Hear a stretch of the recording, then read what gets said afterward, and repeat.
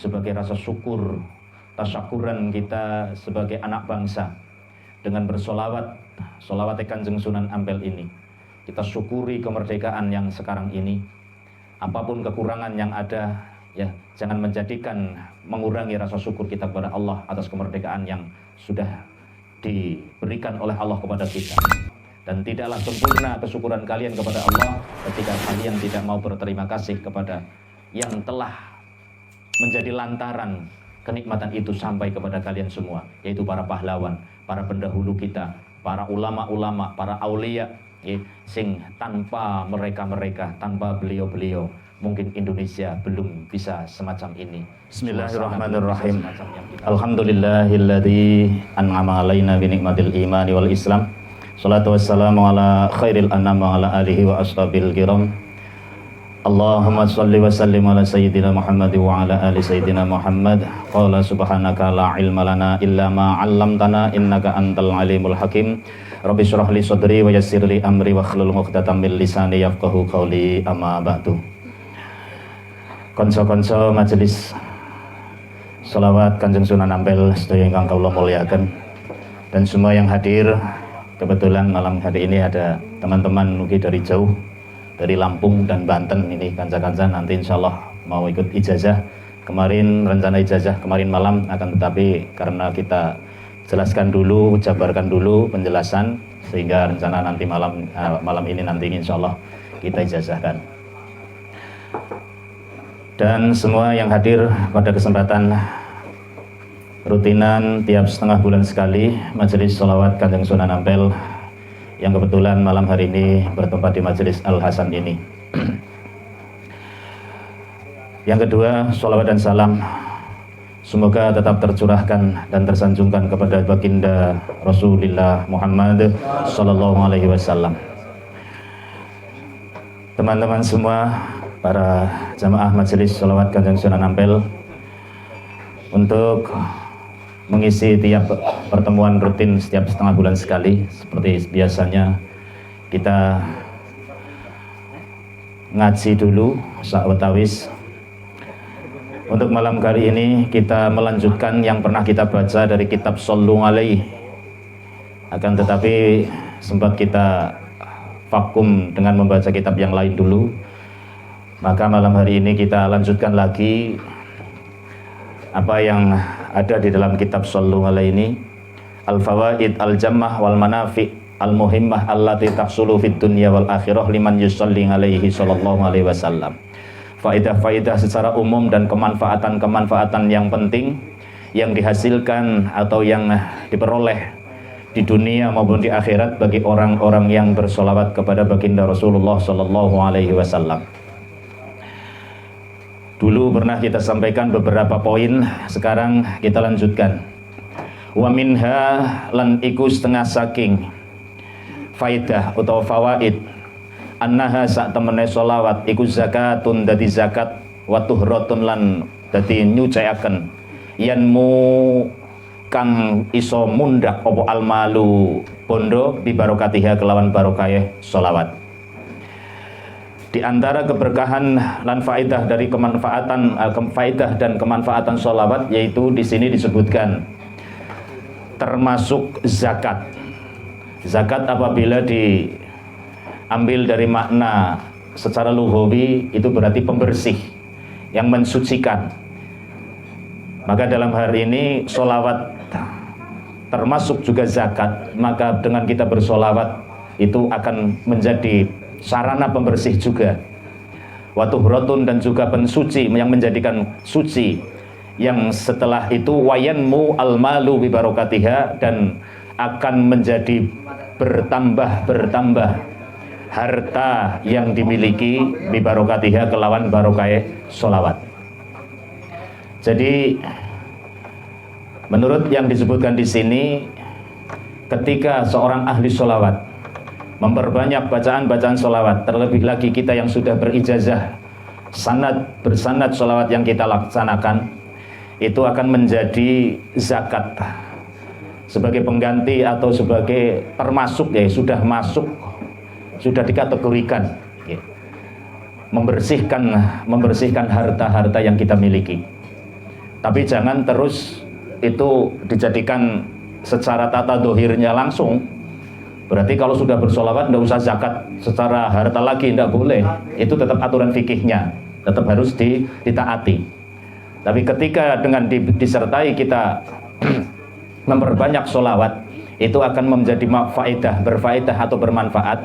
Harta-harta yang dimiliki, yang diamanatkan kepada kita oleh Allah itu akan yanmu al-malu bi barokatiha.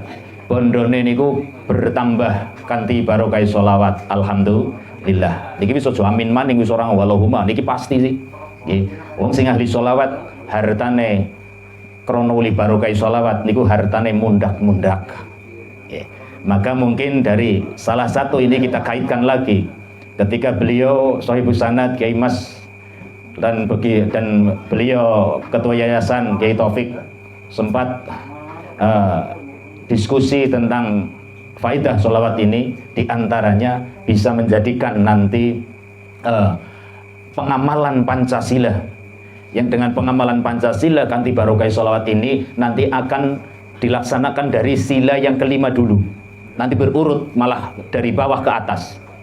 Karena apa? Karena keterkaitan dengan bacaan sholawat ini ndadekaken barokah kepemilikan orang yang ahli sholawat. Maka ketika barokah itu nanti ibarat ketika kita dapat seberapapun rizki dari Allah, karena barokah sholawat itu dalam batiniah kita, dalam ruhani kita itu akan merasa cukup dan merasa tentram. Dan ketika tentram itulah keadilan sosial bagi seluruh rakyat Indonesia akan terwujud. Maka di situ di sila kelima dilambangkan padi dan kapas, sandang dan pangan. Ya.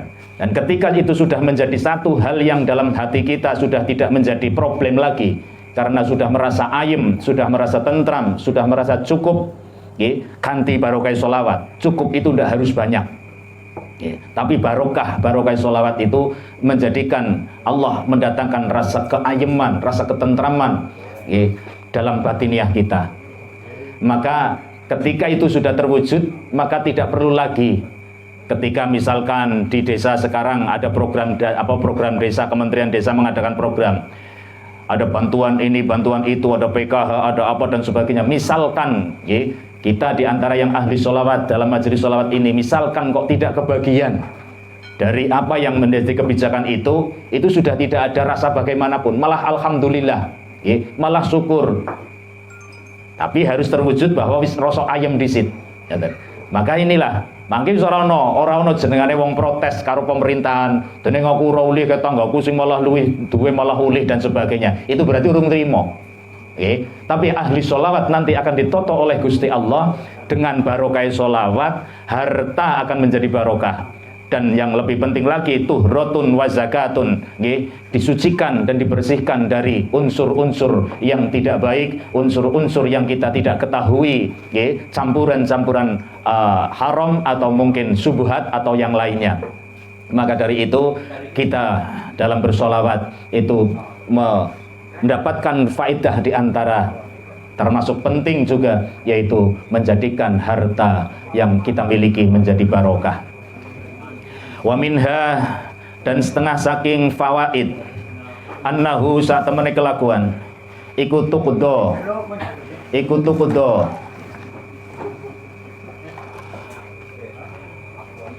den tekani lahu kedue wong bikulli sholatin kelawan setiap sholawat mi'ata hajatin ing 100 hajat bal aksaro balik luwih akeh.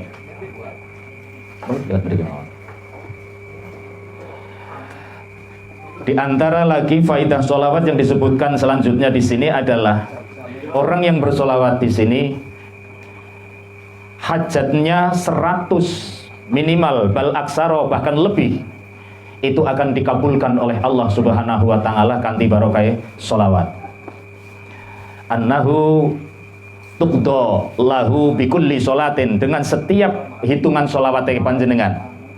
Sholawat kita baca 100 hajat itu tuqdo den tekani, diijabahi karo Gusti Allah. Bal aksaro bahkan lebih banyak.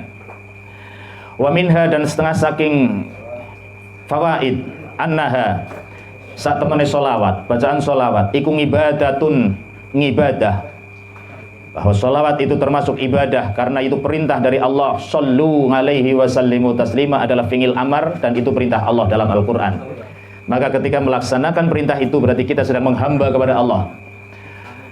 Annaha saat temene sholawat iku ibadatun, ibadah, wa ahabbul a'mal ilallahi ta'ala, dan menjadi amal yang paling dicintai oleh Allah. Dengan dibuktikan bahwa sebelum Allah memerintahkan kepada orang-orang yang beriman yang Allah panggil, ya ayyuhalladzina amanu shollu alaihi, bersolawatlah kalian semua. Itu sebelum itu Allah sudah mendeklarasikan diri dulu, innallaha, dengan kalimat inna taukid, menguatkan sesungguhnya Allah, wa malaikatahu, dan para malaikatnya Allah, iku yusholluna, bersolawat sopo Allah dan para malaikat ngalan Nabi ingatase Nabi Muhammad sallallahu alaihi wasallam. Bahwa ketika kita kupas secara lafzi, innallaha, saat temani Gusti Allah disebutkan lebih dahulu Allah, wa malaikatahu selanjutnya para malaikat, berarti Allah terlebih dahulu, dilanjutkan diikuti oleh para malaikat.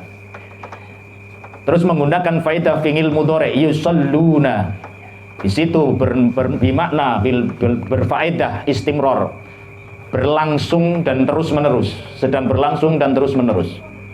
Maka Allah dan diikuti oleh malaikat senantiasa dan selalu bersolawat ala Nabi, ingatasi kanjeng Nabi. Maka secara dinalar ketika kita sudah mengupas ini, berarti Allah dulu terlebih dahulu, diikuti oleh malaikat, terus mengajak dan memerintahkan orang-orang yang beriman untuk bergabung dengan mereka.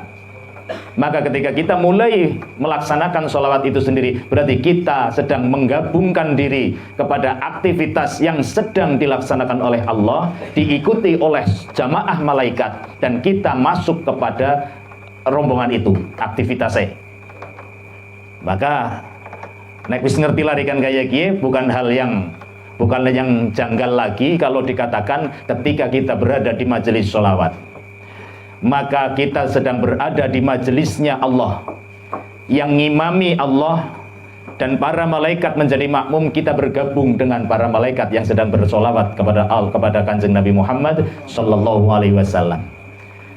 Mana ada majelis aktivitas yang dipimpin sendiri oleh Allah dalam melakukan amaliyahnya, diikuti oleh para malaikat, dan kita diperintahkan untuk menggabungkan diri.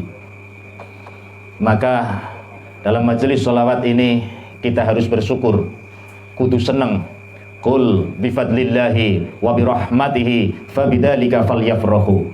Katakan wahai kekasihku Muhammad, bifadlillahi, dengan kanugrahan Allah yang telah Allah berikan, kanugrahan yang telah aku berikan, wa birahmatihi, dan kelawan rahmatnya Allah. Apa itu rahmatnya Allah? Dikaitkan dengan kalimat yang dihentikan oleh Allah, in wa ma arsalnaka illa rahmatan lil alamin. Tidaklah aku utus engkau wahai kekasihku Muhammad illa rahmatan, kecuali aku utus sebagai rahmatku, kasih sayangku, lil alamin, kanggo wong alam kabeh. Maka dikaitkan dengan ayat yang tadi, qul bifadlillah, katakan wahai Muhammad, wahai kekasihku, kepada para umatmu, dengan kanugrahanku dan dengan rahmat yang aku berikan. Rahmat yang aku berikan berarti siapa? Kanjeng Nabi. Maka ketika kalian punya kesempatan, kalian punya kegiatan yang bisa menyambung dengan kanjeng Nabi, falyafrahu, maka hiduplah kalian dalam keadaan berbahagia. Maka berbahagialah kalian. Maka orang ahli sholawat diuripe konsing seneng, ojo susah. Karena apa? Karena kita senantiasa punya akses, punya channel untuk senantiasa dekat dengan rahmat Gusti Allah. Apa rahmat Allah? Inna wa ma arsalnaka illa rahmatan lil alamin. Rahmat Allah tidak lain adalah kanjeng Nabi yang diutus oleh Allah sebagai rahmatan lil alamin. Dan amal sholawat yang kita laksanakan ini ahabbul a'mal ilallahi ta'ala, amal yang paling dicintai oleh Allah, amal yang paling didemeni oleh Allah. Wa minha lan iku setengah saking fawaid annaha sak temene sholawat iku ngalamatun, dadi sebagai tanda ngala anna sahibaha ing atase sak temene wong kang duweni sholawat iku min ahli sunnati, setengah saking wong sing ahli sunnah wal jamaah. Bahwa tanda di antara kita bersolawat dengan secara rutin, ya, bukan hanya secara pengakuan saja, maka yang diperintahkan oleh Allah pun adalah secara rutin, dan kita yang diamalkan dalam majelis sholawat Kanjeng Sunan Ampel ini adalah diharapkan untuk senantiasa rutin dalam bersolawat. Maka di sini disebutkan menjadi tanda di antara golongan ahlus sunnah wal jamaah. Kok rutin? Iya, karena kita kembali kepada ayat yang Allah ngendikakan tadi. Innallaha, sesungguhnya Allah, wa malaikatahu, dan malaikatnya Allah, iku yusholluna, rutin bersolawat. Allah dan malaikat rutin bersolawat, bahkan tidak pernah henti. Anak dewek kan setengah bulanan, sing ora setengah bulanan minggonan nang majelis masing-masing. Terus dikerepi lagi 5 waktu. Misalkan ada sing keconggah, nek orang minimal tiap bakdo subuh 100, bakdo maghrib 100, itu paling minim. Baru gue kan leren nek awake dewek. Karo ngapa-ngapa kandhan kelalen sholawate nggih. Syukur bagai setiap saat pas kemutan sholawat ora ketang dibatin. Itu namanya rutin. Karena kenapa? Karena Allah dalam kalimat innallaha wa malaikatahu yusholluna 'alan nabi itu tidak pernah henti dalam bersolawat. Sebagai tawaduk kita, sebagai rasa takdim kita kepada Allah, yang Allah saja yang tidak butuh sama sekali kepada apapun, termasuk orang butuh maring Kanjeng Nabi, itu dalam bersolawat maring Kanjeng Nabi itu yusholluna, rutin dan terus menerus tanpa henti. Sementara kita sendiri itu sangat butuh maring Kanjeng Nabi. Butuh apa? Butuh syafangate, butuh perek, butuh mlebung swarga bareng karo Kanjeng Nabi, dan butuh macam-macam lagi. Butuh kanthi barokah Kanjeng Nabi hajate keleksanan, butuh ben barokah sholawat lan barokah Kanjeng Nabi kula jenengan sami punya keinginan-keinginan agar bisa terlaksana.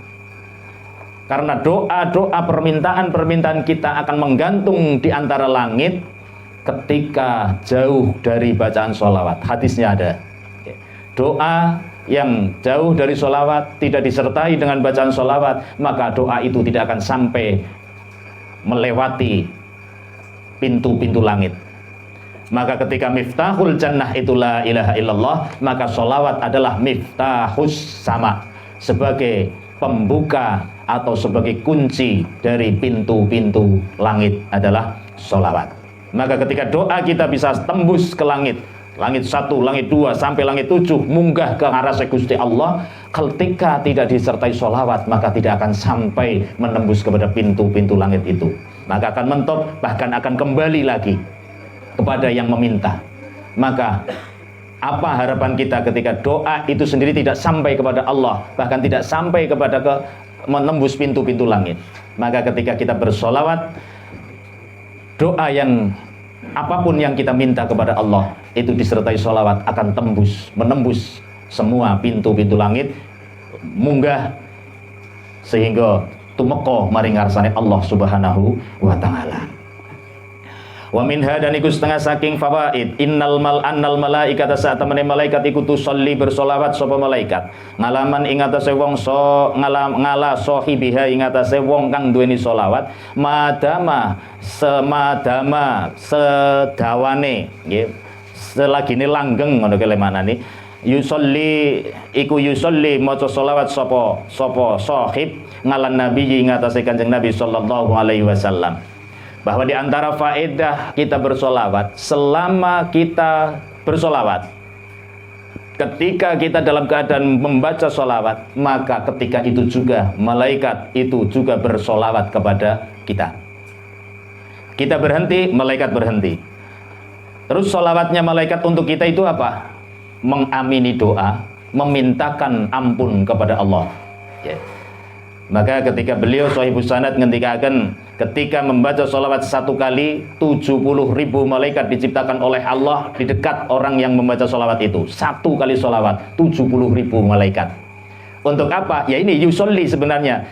Nah tusolline malaikat untuk orang itu, tusollinya mendoakannya, Sholawatnya malaikat untuk orang yang membaca sholawat adalah mendoakan dan memintakan ampun. Maka ditugaskan 70.000 malaikat untuk orang yang membaca sholawat satu kali, itu ditugaskan untuk memohonkan ampun, beristighfar untuk orang itu kepada Allah ila yaumil qiyamah, tekan dino kiamat. Dan kon ngamini apa hajate, apa yang menjadi hajat, apa yang menjadi cita-cita, apa yang menjadi keinginan orang itu diamini oleh 70.000 malaikat itu ketika sholawat satu kita baca. Maka tinggal mengalihkan, ketika 10 berarti berapa? 70.000 kali 10, 700.000. Anggar 100 berarti 7 juta. Next 1000 pinten? 70 juta malaikat. Maka ketika 1000 panjenengan bisa capai dalam sehari, tidak bisa disifati lagi kautamaane wong sing maca sholawat 1000 satu hari. Secara faedah wis kangelan lerep napa mensifati faedahe saking katahe. Itu malaikat bersolawat kepada orang yang bersolawat selama orang itu masih bersolawat. Ketika berhenti, maka berhenti juga. Maka ketika sampai di sini ada keterangan semacam ini dan panjenengan sudah mempunyai sanad solawat yang sudah tersambung sampai Rasulullah SAW lewat Kanjeng Sunan Ampel, maka manfaatkan sisa umur kita. Setiap aktivitas kita, hati kita ingat, maka bersolawatlah. Nek pas lagi pleng kelalen ya kelalen, tapi begitu ingat lagi solawat. Lupa lagi, ya tidak apa-apa. Nanti ingat lagi, kemudian solawat lagi, semampu kita, sebanyak mungkin kita bersolawat. Di samping yang secara resmi, secara reguler istilahnya, kita dengan duduk bersila yang secara resmi dalam keadaan wudhu, terus menghadap kiblat kalau memungkinkan. Kalau dalam majelis seperti ini sih tidak harus, terus ningkluk, menundukkan kepala dan juga memejamkan mata. Itu kan ketika kita resmi nyekel tasbih dan sebagainya. Tapi di luar aktivitas itu perbanyak sholawat. Syukur bagai jangan sampai terlewatkan nafas kita satu saja yang tanpa kita warnai dengan sholawat maring baginda Nabi Muhammad sallallahu alaihi wasallam. Karena apa? Ketika kita sholawat, ketika itu juga malaikat mendoakan kita, bersolawat kepada kita, maknanya malaikat mendoakan, mendoakan dan memohonkan ampun untuk kita. Maka ketika dengan bahasa beliau yang sering kita dengar, wong sing akeh le maca sholawat entek dosane, tapi ora usah gula-gulan, sing penting dilakoni. Ngoten nggih. Yo entek, ora entek kepriwe dijalukno ngapura karo malaikat kok. Belum tentu kita beristighfar sendiri kepada Allah itu diampuni oleh Allah, walaupun sifatnya Allah Ghafurun Rahim. Antal Ghaffar, yang banyak memberikan ampun, luas maha pengampuni Allah, tapi Allah tetap masih memberikan syarat. Ketika kalian mempunyai salah dan memohon ampun kepadaku, aku ampuni walaupun dosa kalian sundul langit istilahnya. Tapi syarat yaitu ketika kalian sudah tidak lagi menyimpan gela. Gela itu bahasa Jawa ya. Gela itu apa bahasa Indonesia nih? Kecewa ya. Masih menyimpan rasa kecewa kepada seseorang yang pernah menyakiti kita, pernah punya persoalan dengan kita, dan kita belum melepaskan, belum memberikan maaf. Maka perintah Allah dalam ayat Al-Quran itu wa'fu wasfahu, wa taghfiru terus watasfahu. Jadi ono njaluk ngapura, terus salaman, terus kon ngelalen nak, melupakan bahwa kaya-kaya belum pernah ada kejadian apapun. Nek njaluk ngapura, Pak, aku njaluk ngapura, aku salah, ya wis teng ngapurani. Itu belum cukup. Tapi ini ya itu harus. Terus salaman. Ana sing njaluk ngapura ora gelem salaman. Nggih, mula ana watasfahu salamano. Nggih, njaluk ngapura di ngapurani, salaman. Di samping itu siji maning napa? Lupakan. Kon ngelalen nak kaya-kaya ora napa-apa meneh. Dan itu nembe Allah memberikan ampun ketika orang itu beristighfar kepada Allah Subhanahu wa taala. Sulit ternyata untuk kita langsung istighfar kepada Allah. Tapi yo tetap istighfar, aja nganti ora istighfar. Tapi mengandung maksud bahwa dengan keterangan ini dalam sholawat kita itu sudah lebih dari istighfar kita, melebihi istighfar kita. Karena apa? Karena dengan kita bersolawat, Allah mengirimkan malaikat. Satu kali sholawatnya panjenengan 70.000 malaikat memohonkan ampun kepada Allah. Dan ketika Allah dimohon oleh malaikat untuk mengampuni seseorang, karena malaikat tanpa punya kesalahan apapun maring Gusti Allah, maka akan diampuni. Mula nek wis ngerti larikan kaya ngeten niki, berarti napa? Wong sing maca selawat kok ahli selawat, kathah guli selawate entek dosane.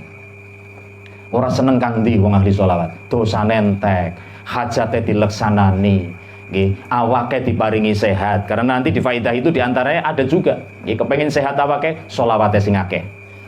Engko ana tata cara misale itu urusane sing ngerti tata cara. Tata cara diantaranya jajal, umpamane jenengan biasane itu sholawatan si klesedan, jajal siki pisan-pisan nang malam niki, malam Selasa niki, engko mbok kayang apa pegele guli sila, aja ubah jajal. Itu penting nggo latihan.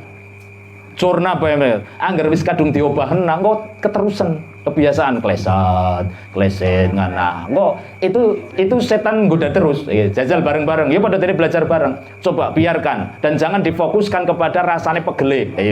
Fokuskan kepada sholawat yang kita baca, lebokna maring ati. Ya, dan nanti itu akan punya faidah tersendiri.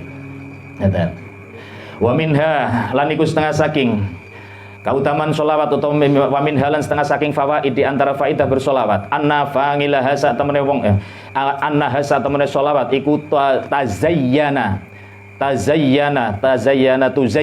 tuzayyinu mais-maisi menghiasi apa sholawat al majalisa ing piro-piro majelis. Ketika duduk-duduk lebih dari satu orang wis dijenengi majelis, tempat-tempat yang di situ duduk. Ketika dibacakan sholawat, maka majelis itu majelis yang mungguing Gusti Allah, itu majelis yang begitu indah. Tuzayyinu mais-maisi menghiasi al majalis ing majelis wong-wong sing pada ginjagong. Watun fi lan iso nafeaken menghilangkan al faqra ing rasa fakir, rasa butuh, rasa ya fakir, kefikiran. Wa dhaiqil ngaisi lan rupeke penguripan. Rasa sempitnya kehidupan yang kita alami, seneng jagongan nanggone sholawat hilang. Barokah sholawat. Ketika menghadapi persoalan ruwet pokoknya mampet ruwet apa maning lah bahasane. Pokoknya sing rapet-rapet ngoten niku.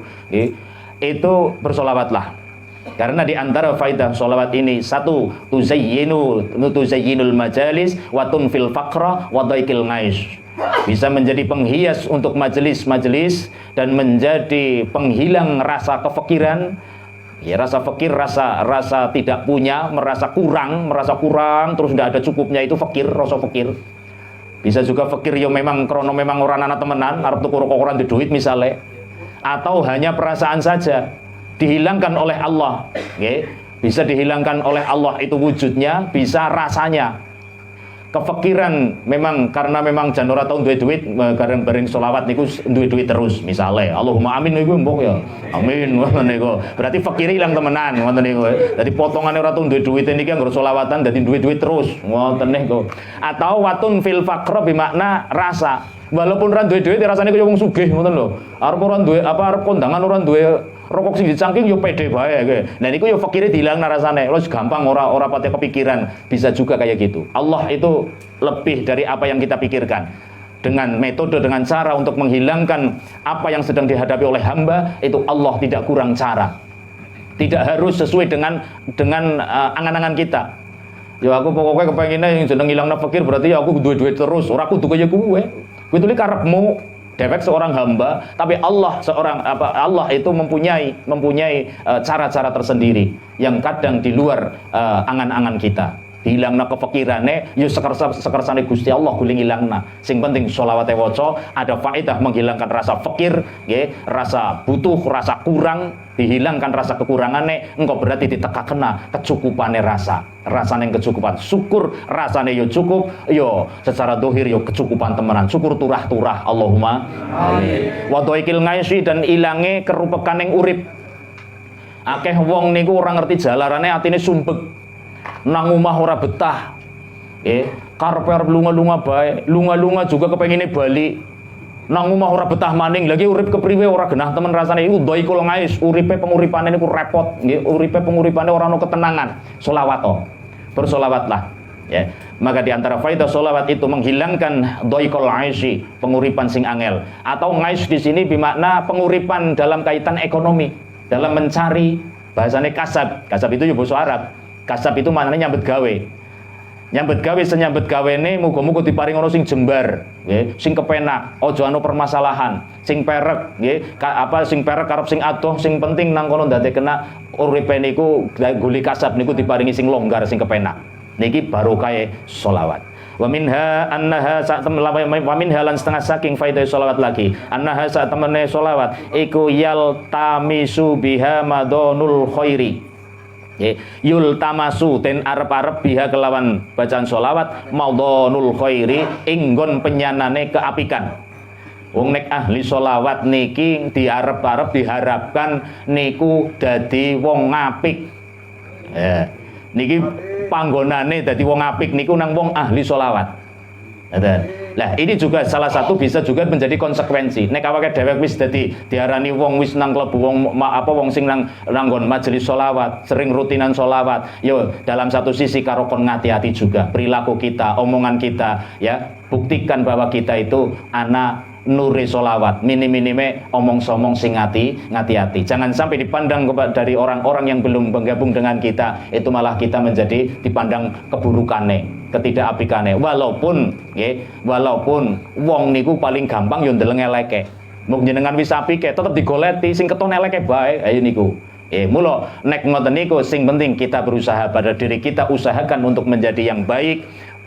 Ndak usah krono komentar orang, nggih. Tidak usah sebagai motivasinya adalah motivasi makhluk, tapi kita motivasine dadi wong apik itu motivasine karena Allah Subhanahu wa taala. Ben dideleng apik nang Gusti Allah, ora usah krana dideleng apik nang sepada-pada, ora ana rampunge. Nek kula jenengan sami kok golek dadi wong apik kok krana motivasine krana makhluk. Engko jenengan wis pas sesuai dengan karepane wong sing dikarepna kowe mau, nggih. Itu yang kok sejen maning. Ojarane beda maning, jadi orang rampunge. Maka ketika kita terdorong melakukan sesuatu sing apik kok dorongan itu adalah dari makhluk, maka anak ikur kecewa. Supaya tidak kecewa, dorongan itu alihkan bahwa kita didorong oleh Allah Subhanahu wa taala. Nek jenengan kepengin dadi wong apik krana Gusti Allah, engko mesti ora kecewa. Sebab Allah mesti ngreganine. Allah pasti memberikan harga yang mahal bagi orang yang melakukan aktivitas, melakukan amaliyah sing krana Gusti Allah. Wa minha annaha satemene sholawat, wa minha lan setengah saking fawaid anna fangilaha. Satemene wong sing lakoni sholawat iku aula luwih mutama bihi kelawan Kanjeng Nabi Muhammad sallallahu alaihi wasallam yaumul qiyamah ing dalam dina kiamat. Kepengin menjadi orang yang paling utama di hadapan Nabi, maka bersolawatlah yang banyak. Dan ini tersebut juga di salah satu kitab, tapi kita lebih enak ketika kita dengar dari beliau. Beliau sering mengutarakan kisah ini. Ada seorang ulama ahli ibadah itu memimpi bertemu Rasulullah SAW. Ini cerita ini belum lama, sering diulang-ulang oleh beliau. Dan itu ternyata memang ada di kitab. Ada seorang ulama, alim, ahli ibadah, ahli ilmu, waktu dan umurnya dihabiskan untuk beribadah kepada Allah. Mendapatkan anugerah untuk bertemu dengan Rasulullah di dalam mimpi. Tapi pertemuan dengan Rasulullah di dalam mimpi itu, Rasulullah posisinya membelakangi ulama ini, membelakangi ahli ibadah ini. Maka yang ahli ibadah ini dia panggil Rasulullah, "Hei Kanjeng Nabi." Bukannya Kanjeng Nabi menengok ke arahnya, tapi Kanjeng Nabi malah berjalan menjauh dari orang ini yang memanggil, yang sedang memimpikan ini. Maka akhirnya dikejar oleh orang ini yang ahli ibadah, ahli alim, ahli ilmu. Itu akhirnya mengejar Kanjeng Nabi dan dia menghadap kepada Kanjeng Nabi. Kanjeng Nabi, aku ini umatmu. Jenengan kok saya panggil kok tidak bahasa Jawa nih, orang mengo ngonten, orang nyelingak, tidak mau menengok, malah engkau menjauh dari aku ya Rasul. Kenapa? Jawabannya Kanjeng Nabi apa? Kamu itu siapa? Tercengang ahli ibadah ini. tercengang ahli ilmu ini, loh Kanjeng Nabi kok ora kenal aku? Aku itu entek ngibadah maring Gusti Allah, nggo mempelajari ilmu nih Kanjeng Nabi, nggo mempelajari ilmu yang disyariatkan oleh Kanjeng Nabi. Ketika dimimpikan bertemu dengan Kanjeng Nabi satu kanugrahan, tapi ternyata ketika menghadap kepada Kanjeng Nabi tidak kenal. Setelah itu dia bangun, dia sangat-sangat sedih. Ngopo Kanjeng Nabi kok ora kenal aku? Akhirnya dia sowan-sowan kepada ulama-ulama yang lain. Akhirnya beliau mendapatkan bersolawatlah 1 hari 1000 kali. Singkat cerita, dia laksanakan solawat 1000 kali 1 hari. Hanya dalam waktu 40 hari dia ketemu lagi dengan Rasulullah SAW di dalam mimpi. Dia tidak lagi harus memanggil Kanjeng Nabi, tapi Kanjeng Nabi langsung memanggil nama beliau, namanya orang ini, wahai si Fulan bin Fulan. Kanjeng Nabi mendekat, semakin mendekat, memeluk orang ini dan mengecup kening orang ini. Barokah solawat. Ketika dia ahli ilmu, ahli ibadah, manggil Rasulullah di dalam mimpi, malah Kanjeng Nabi menjauh, bahkan sampai menghadap ke depan, di depan wajah Kanjeng Nabi. Malah Kanjeng Nabi menanyakan, engkau ini siapa? Aku tidak kenal. Maka dengan ibadah kita belum tentu dikenal oleh Kanjeng Nabi.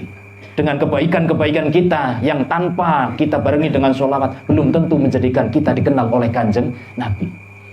Bahasanya beliau Kiai Mas ngentika akan, kowe sholat lah urusanmu karo Gusti Allah, kowe zakat lah kowe diperintah Allah, yo kono urusane karo Gusti Allah. Tapi nek sholawat urusannya karo aku, Kanjeng Nabi ngendikan.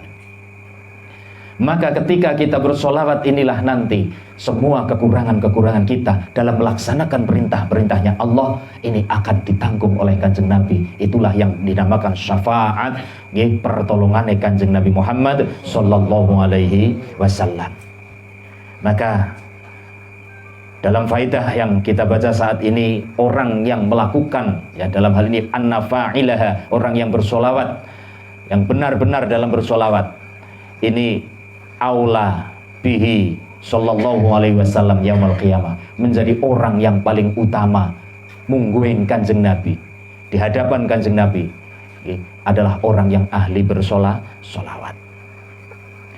Selanjutnya lagi wa minha, dan iku setengah saking fawaid annahu saat temene kelakuan, annahu saat temene fa'il ya kenging wong sing bersolawat iku yantafingu, ya annahu saat temene kelakuan mawon sya'an iku yantafingu ngalap manfaat huwa sapa huwa sing bersolawat wa waladuhu lan anake wong sing solawat biha kelawan solawat wa bisawa biha lan kelawan ganjarane solawat wa kadzalika lan kaya mengkono-mengkono ugi mendapatkan manfaat man utawi wong uhdiyat kang den paringi hadiah utawa den hadiahake apa solawat, uhdiyat kang den hadiahake apa solawat fi sahifatihi ing dalam catatan amale man. Kita turaken, orang yang bersolawat itu yantafingu huwa wa waladuhu, dia mendapatkan manfaatnya, faedahnya, dia sendiri mendapatkan semua faedah-faedah yang sudah disebutkan, tapi tidak sendirian, wa waladuhu, dan anak keturunannya juga. Jadi anak keturunannya mendapatkan manfaat dari apa yang kita dapatkan juga. Semua faedah solawat itu kembali kepada yang bersolawat itu, dan juga kembali juga kepada anak keturunannya. Berarti ketika kita simpulkan ini, orang yang bersolawat mendapatkan faedahnya, anak keturunannya mendapat faedahnya, orang tua, kedua orang tuanya mendapatkan faedahnya, karena dilaporkannya kepada Rasulullah orang yang bersolawat itu namanya dan nama kedua orang tua. Berarti ibadah yang sudah mencakup dhuwur ngisor, wong tuane ulih melu katut, anak-anak melu katut, ini adalah solawat. Ya. Yang lain enggak. Kemanfaatannya itu ke orang lain juga. Anak keturunan mendapatkan barokah, bapak ibu mendapatkan keberkahan dari faidah bersolawat. Wabisawabiha, dan juga pahalanya juga orang yang keberkahannya tok. ganjarane juga. Dadi nek jenengan umpamane siki malam ini jenengan sing wis do duwe putra ngoten niku, putrane jenengan mungkin ora lagi melu majelis kiye, tapi jenengan maca selawat nanti dalam majelis ini 1000, padha anake jenengan uli ganjaran kaya wong maca selawat 1000. Padahal mungkin Bu Hagi ngapa? Bapak ibu jenengan sama mendapatkan itu juga, padahal mbuh hagi ngapa ana sing malah wiseda tapi pada karo ulih ganjarane jenengan maca selawat 1000. Etungane pada mawon bacaan selawat 1 nggih, Allah memberikan malaikat 70.000 untuk memohonkan maaf kepada orang itu, dan itu didapatkan juga wong tua lorone anak keturunane. Alhamdulillah ya Allah, selawat ternyata ketika kita mau mengupas selawat luar biasa di sini. Dan maka ini selanjutnya waman uhdiyat fi sahifatihi, dan orang yang kita niatkan sholawat itu untuk orang itu siapapun, asal wong Islam maksudnya, asal wong iman. Saya niatkan saya baca sholawat ini kepada orang yang pernah menolong saya ketika saya dalam keadaan agi kolab mbiyen, orangnya udah meninggal entah di sana ketika saya merantau misalkan. Aku ingat jasa-jasa orang itu ketika menolong saya misalkan. Maka ketika jenengan membaca sholawat itu, orang yang dimaksud oleh panjenengan itu juga mendapatkan manfaat dan faedah dan juga pahala dari yang panjenengan baca. Apalagi diniati, niat ingsun sholawat niki saya hadiahkan untuk kedua orang tua saya yang sudah meninggal. Terlebih lagi jenengan baca sekaligus di makbarohnya, di makamnya, itu lebih luar biasa lagi. Maka ketika kita sudah masuk dalam ranah majelis sholawat ini, nek minggo fidak antara nek kalimat la ilaha illallah yang sudah berlaku di secara umum di syariat, atau kulhu surat al-ikhlas konsing 100.000, atau dengan la ilaha illallah 70.000, sing kadang-kadang sambat ngetekakna wong 70. Bareng tahlilan kita kan ulih 500 wis pada ngedambleh kabeh, pada ngantuk turu apa dan sebagainya. Wis dirakon jare wis nebusi nerakane sing dimaksud itu fidak nggih. Lah ketika kita sudah masuk dalam majelis sholawat ini, alangkah nek umpomo fidak itu dengan sholawat yang kita punya ini. Apa? Pasti diterima nih. Kita ingat satu kisah yang sudah sering dan dibaca di kitab ini dulu pernah. Ada orang di kuburan diimpikan oleh orang ibunya. Dalam keadaan ceritanya panjang, sing intine bahwa dia mendapatkan barokah dari satu orang soleh yang melewati kuburan itu. Di kuburan itu dikuburkan 70.000 orang yang semuanya dalam keadaan yu'adzabuna, agi diadab disiksa. Tapi karena barokah ana min rojulin solih, ana wong soleh lewat kuburan kuwi maca sholawat siji sepisan dan dihadiahkan untuk orang yang ada di kuburan itu semuanya mendapatkan keberkahan, dibebaskan semua dari keadaan yang tadinya sedang disiksa. Berarti itu fidak ditebus, ya kan? Ditebus. Maka ketika kita menggunakan fidak, dewek ahli sholawat lebih cespleng, bahasa kepenake, lebih cespleng fidaan nganggo sholawat. Dan ini bisa jenengan praktekkan sendiri, ya. Dan beliau sudah memperbolehkan untuk difidak. Cuman kaifiyahipun panjenengan nanti kedadipun ngertosi. Umpamanya secara umum panjenengan ketika bersolawat niatkan juga pahalanya untuk kedua orang tua saya, untuk mbah-mbah saya, itu juga sudah sampai dan pasti mendapatkan keberkahannya dan juga pahalanya. Mereka mbah-mbah kita mungkin sama sekali urung kenal solawat kayak niki. Bahkan ketika itu mungkin babar bisa urung tahu ngaji sebab nopo arep ngaji kepriwe, geger terus dina-dina. Metu kang omah niku senantiasa dihantui rasa ketakutan. Zaman-zaman urung merdeka kan mungkin kayak gue kita bayangkan. Mbah-mbah ya wae dhewek metu kang omah ki nyong bisa balik maning ngesi urip apa ora tekan omah sebab dina-dina diincar penjajah. Terus nyong mesti tetep sing tertinggal ki sing nang omah anak bojoku kok nyong bali sih bisa pada urip apa ora. Umpamane bisa urip sih di anu wong apa ora, penjajah niku ketika zaman penjajah. Apa maning bisa ngaji, bisa majelisan kayak niki, ndak akan bisa. Maka kintuni, kirimilah mereka dengan sholawat yang kita baca, dan itu bisa. Ya, maka betapa faidah-faidah dari sholawat ketika kita kupas itu memang luar biasa. Maka secara umum beliau bola-bali ngetika akan ayo sholawat. Nek wis karo Kanjeng Nabi dhewek butuh apa maning? Wis ora butuh apa-apa maning. Tapi di situ ketika kita kupas memang adanya seperti itu.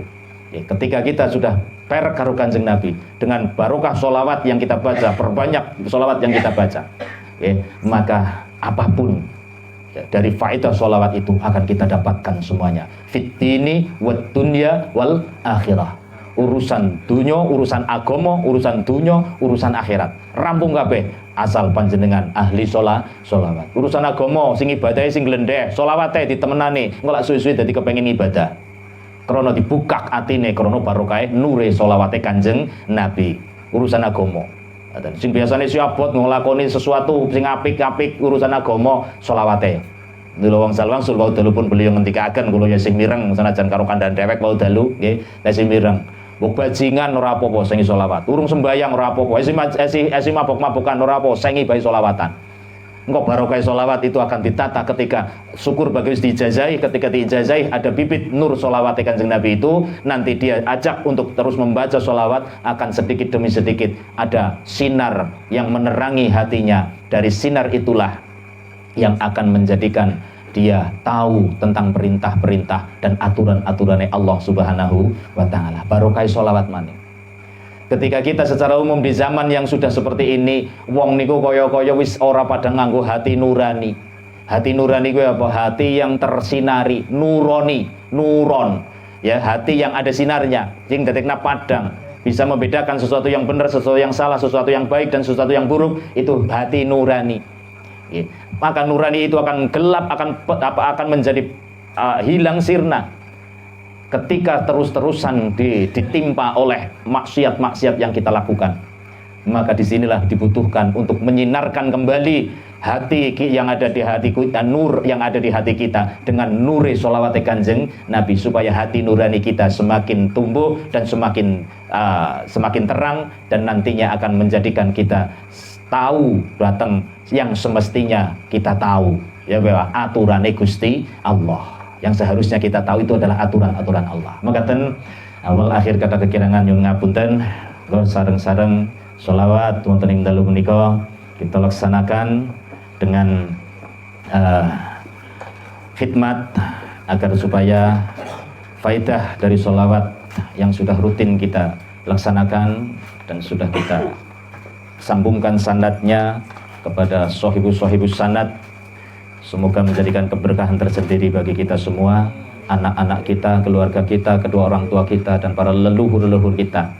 Dan terlebih lagi menjelang hari kemerdekaan Republik Indonesia yang besok malam, kita niatkan juga sebagai rasa syukur, tasyakuran kita sebagai anak bangsa, dengan bersolawat Kanjeng Sunan Ampel ini. Kita syukuri kemerdekaan yang sekarang ini. Apapun kekurangan yang ada, ya, jangan menjadikan mengurangi rasa syukur kita kepada Allah atas kemerdekaan yang sudah diberikan oleh Allah kepada kita. Dan tidaklah sempurna kesyukuran kalian kepada Allah ketika kalian tidak mau berterima kasih kepada yang telah menjadi lantaran kenikmatan itu sampai kepada kalian semua, yaitu para pahlawan, para pendahulu kita, para ulama-ulama, para aulia, sing tanpa mereka, tanpa beliau-beliau, mungkin Indonesia belum bisa semacam ini, suasana belum bisa semacam yang kita rasakan sekarang ini.